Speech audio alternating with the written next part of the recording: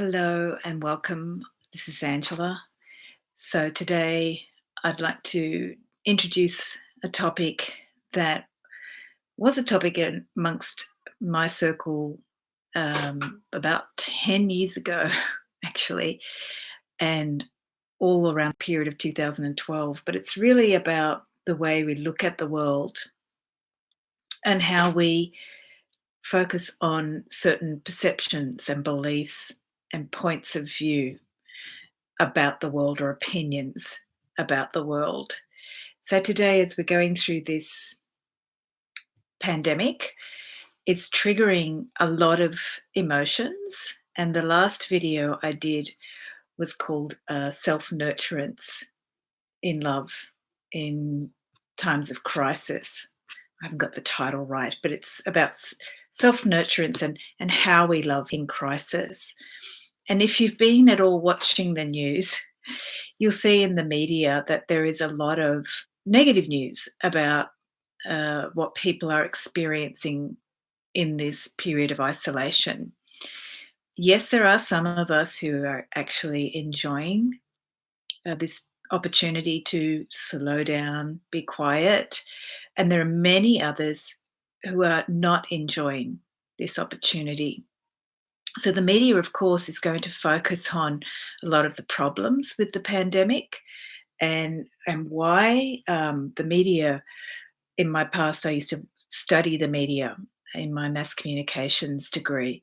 So the media, by its very nature, is addicted to drama.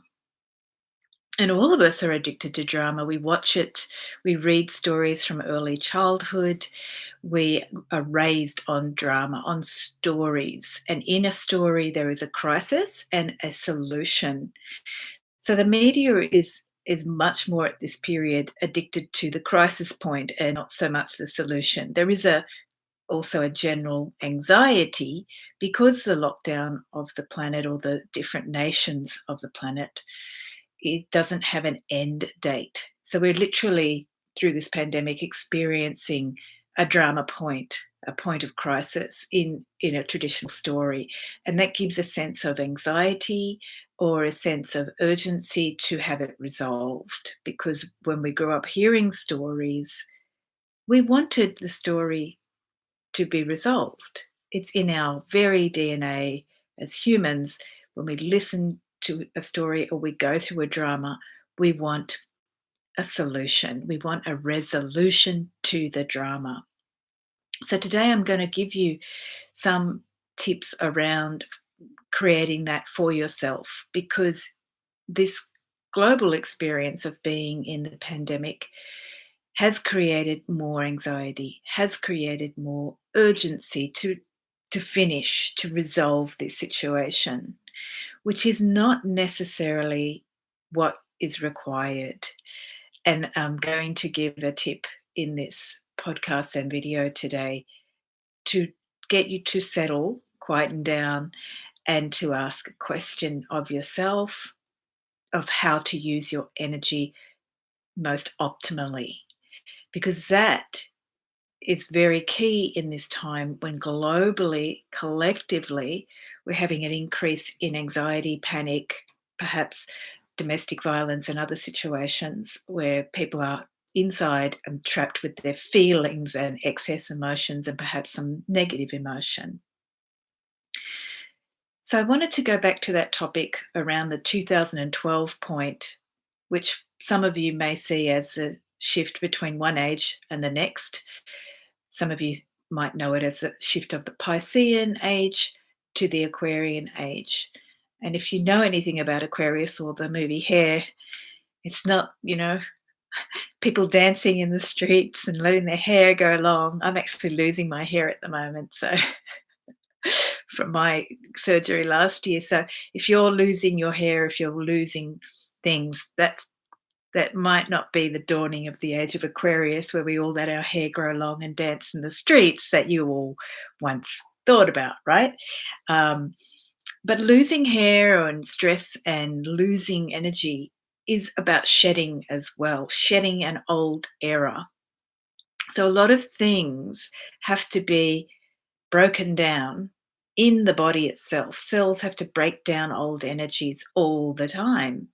And I've got the butterfly on the wall there, but the butterfly is a symbol of that breaking down, literally physical breaking down of an old energy to create something that we perceive as beautiful. So, this period is very important for a very collective experience of breaking down. However, please note that many of us individually and through different countries and through different wars have been breaking down certain old ways of being for quite a while. It's just that this phenomena of the pandemic is a collective experience of breaking down old energies. And one of the things to break down is the way we perceive our world. So I've entitled this podcast and video The World. Let me look at what did I write, because sometimes my brain is breaking down in the moment. I don't remember.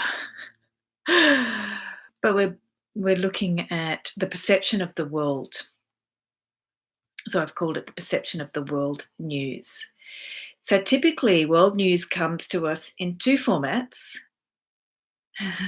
One, when you open your window in the morning, oh, what's the world got today? And that's the news for you.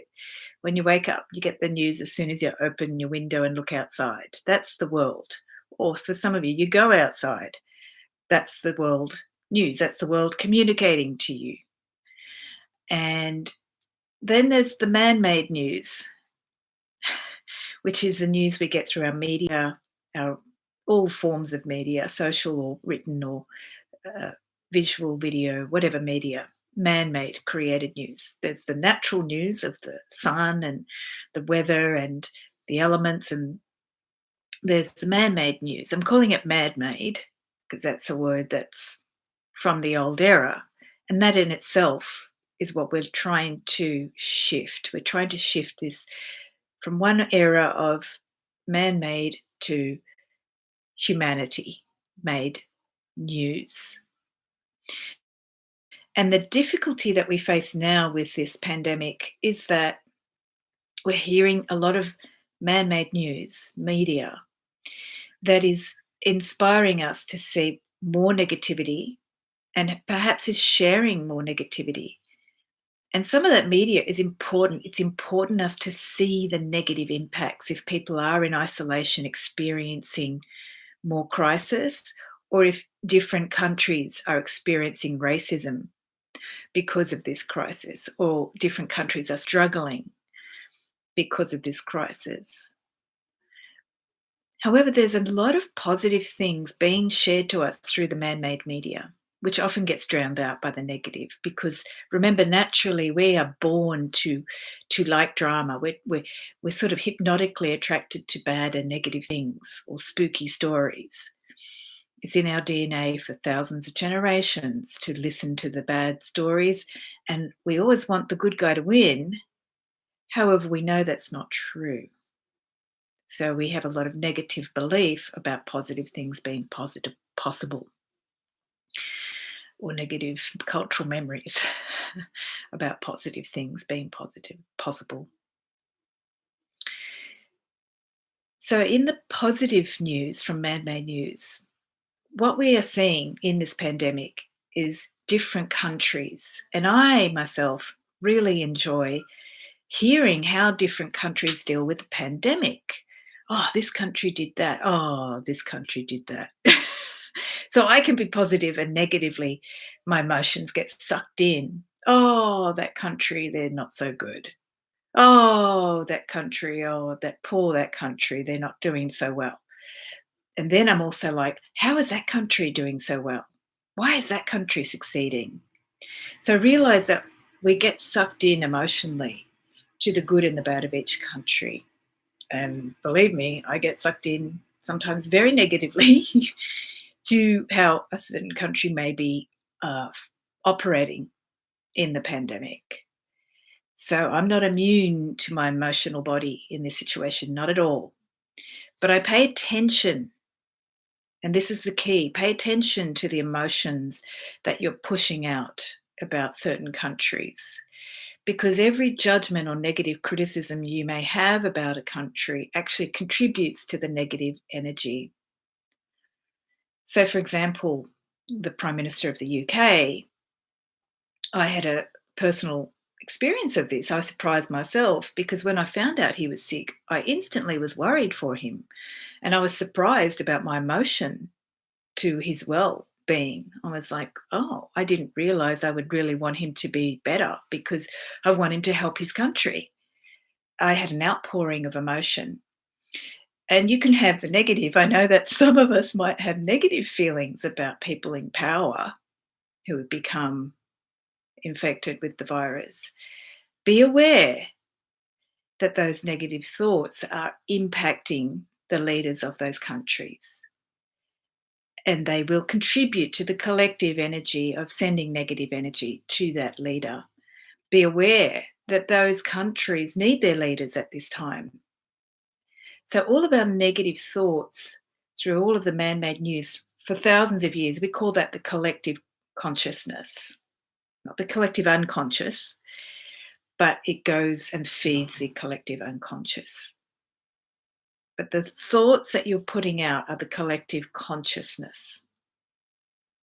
And that negative news that you're reinforcing by thinking bad about someone or bad about a country or bad about a leader contributes to the collective consciousness of humanity.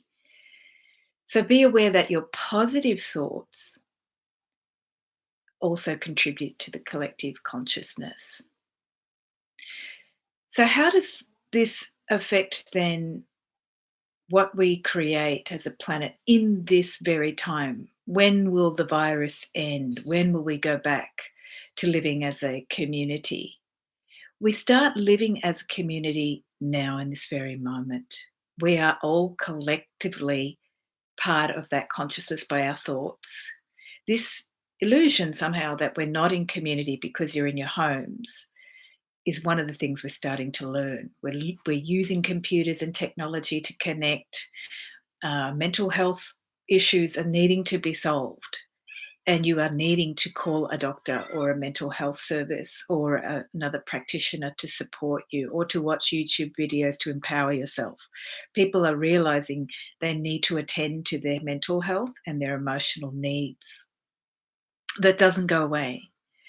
We can be in community in different ways, but we are specifically in community in this moment.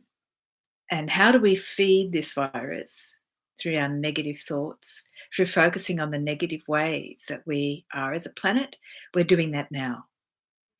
So, conversely, how you focus on positively coming together has a huge impact on our community and how this virus will end. And I've been told from my sources that the virus continues when we still continue to be engaged in our negative collective thoughts. Every individual negative thought contributes to the collective consciousness. So, how you use your thoughts positively about the world, about different leaders, about different countries is extremely valuable at this time. In fact, it's necessary for this virus to come to an end, if that's what you want. It's important to start seeing how your individual thoughts about different countries are operating. So try this experiment with me right now. I actually wrote this down, so I might have a bit of a sequence because my brain is very expansive and not very sequential at this time. So before I started, I wrote down a little exercise about your negative thoughts about different countries. Some of you may not be watching the news, so if you're watching this, you can just pick a country. So pick a country. Let's call it pick a country exercise. Any country that comes to mind now that you might have a certain charge about. And a charge, I mean an emotional charge or an energy or a negative thought, any charge about.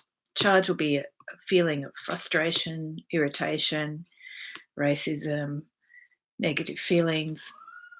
And just Note what that is. It should be the most obvious thing that comes to mind. A country that you're watching on the news, a thought or thing that you say to your family members.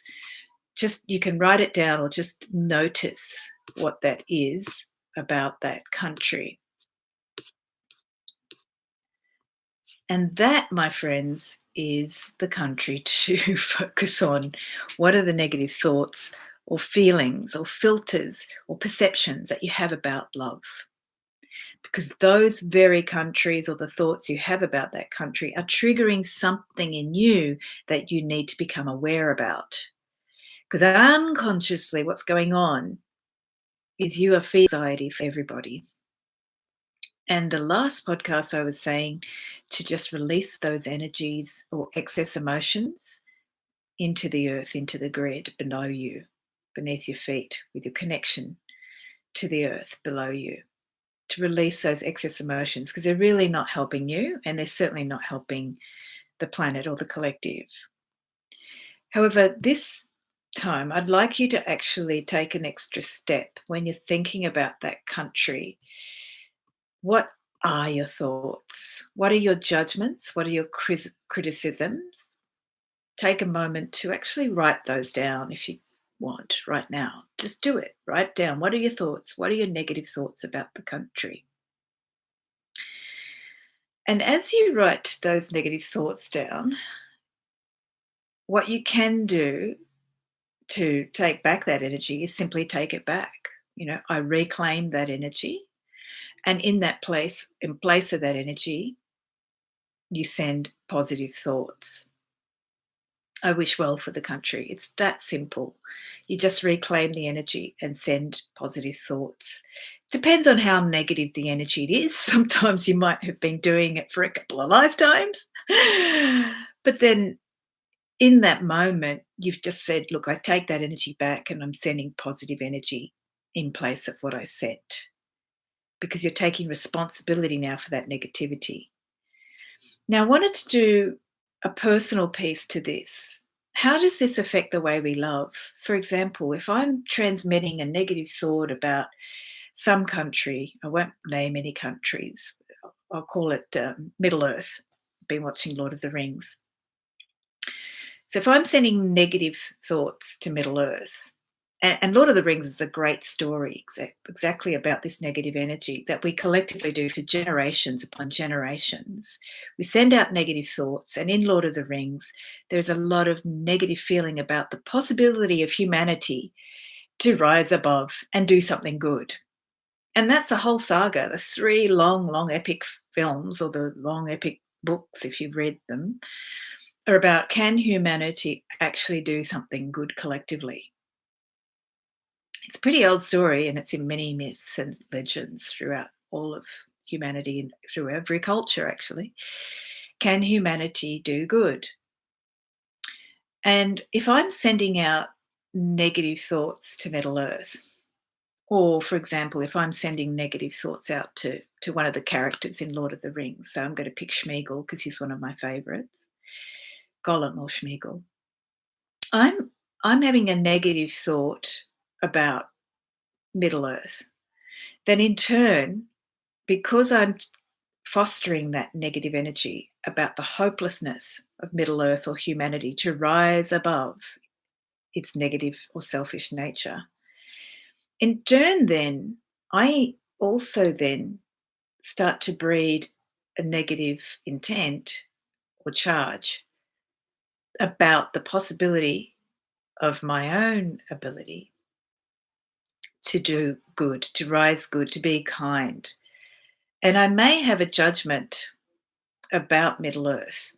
So I'm projecting that judgment about Middle Earth. But actually, what's going on underneath is an experience internally that I am not able to rise above my own emotional well being or lack of well being.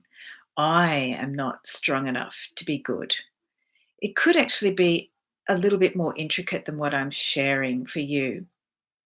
So let's go into the Lord of the Rings analogy and I'll look at this hobbit Sam. So Sam, as he's going through the journey with Mr. Frodo, is his compatriot and he's considered a hero in the story. But he's also noticed throughout the story to be quite mean to Schmiegel or to the Gollum character, who's a quite distorted version of ourselves. He, literally, Schmiegel has taken on the evil nature of the ring and become obsessed with it. And he's become that really dysfunctional part of our psyche. He's become the part of our psyche that is suicidal, but also schizophrenic, wants to live, wants to be good, but feels like he's being betrayed. So he's literally destroying himself, but so addicted to that cycle of self-destruction that he can't stay away from his own nature. And also he's trapped in that sense of I won't be able to lose this. So he's a really good representation of the negative cycle of negative consciousness. He's trapped in the negativity and struggles between wanting to be liberated but is still addicted to it. And I mentioned about being addicted to negative emotions in the previous podcast on self-nurturance in crisis. We get so addicted to it, we don't see any other way. And in the Lord of the Rings story, we see Sam, Hobbit Sam, who's considered a hero, to be quite mean to this person who's addicted to that negativity. And he kicks him at times and also then has pity on him. And in one scene, he also says, you know that we weren't trying to hurt you, or Frodo wasn't trying to hurt you. We were actually trying to look after you. And no bad feelings, no bad feelings. But meanwhile, we'll see the Schmiegel character really, in his own private time, very resentful and plotting how to get revenge. And this is very much the way negative energy starts to operate. It starts to go into that negative cycle. And so you start feeding it into one country or one collective consciousness. And meanwhile, you could also be treating someone really poorly around you because you're not aware of how you're feeding into the collective consciousness. And you could be thinking, oh, I'm a really good person. But meanwhile, you're actually starting to perhaps treat someone poorly around you. So, the way that this negative energy works is that until we see how we're contributing to the collective consciousness through negative energy, whether it's to an individual, whether it's to a certain nation or country state, whether it's to the leader of that state, or whether it's to humanity in general, like the collective nature of humanity not being able to rise above its own negative aspects. Until we start to see how we're contributing to that, we start to funnel that negative energy into different relationships. And it can be with people we have a close connection to, and it can be with people we are less physically close to, but perhaps proximal to in our community. It can be a generic, unknown group in the community that you don't know personally. So you project racism on them or you project certain thoughts on them. And as you go shopping or into the community, you might see these thoughts. You might actually start to experience how you have certain fears about people. Where did those fears come from? Where did they start? Those are the questions to start asking when you're watching the media too, because the man-made media is triggering those thoughts in you all the time. And then you start saying things, and you might say to your really, you've just started to verbalize what's going on unconsciously in your brain. But you've got to start seeing what you're saying and seeing that's actually contributing to the negative energy in our consciousness. And that also contributes to when this virus will end. Because until we start to see our own negativity, the other virus that's starting to spread is this negative and panic based feeling that humanity itself is somehow not capable of becoming a better human race. We're not able to move into the age of Aquarius because we're not really gifted in that quality of being community minded. We are inherently a community. We are born into a community. You cannot take that away from us. It's really always about how you contribute to the community and how you become aware of how you're contributing negatively and positively to the community. So I'd like to finish with a way that you can, once you become aware of your thoughts and your reactions to the man made news, how you can start to connect to the world again outside your window that is positively reinforcing you anytime you go out into nature. And some of you who have access to nature are experiencing that now with the man made noise or human made noise going down. You're able to connect to nature. You're able to feel the sunshine. You're able to see the stars at night because pollution is less. So you're able to experiencing that at any moment when you start to reduce your own emotional noise or your mental thoughts or your negative energies that you're creating with your thoughts and your negative feelings or your negative words. You're able to feel the world more when you start to channel that positively. So the last time I referred to moving those energies outside of you by sealing you in a bubble of love. So you seal yourself in that bubble of love. And if you're experiencing excess energy or emotion, you release that down into the earth through the grid or through your aura, through your bubble of love, through your aura sealed by bubble of love.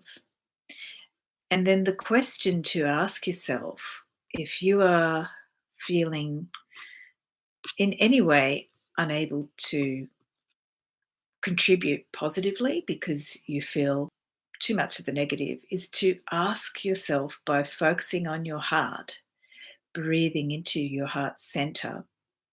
And I put the hand on the heart as I do that, taking a few breaths to start really feeling myself again after I've released that energy in that bubble of love, and asking yourself, how can I best use my energy now to help myself and the collective?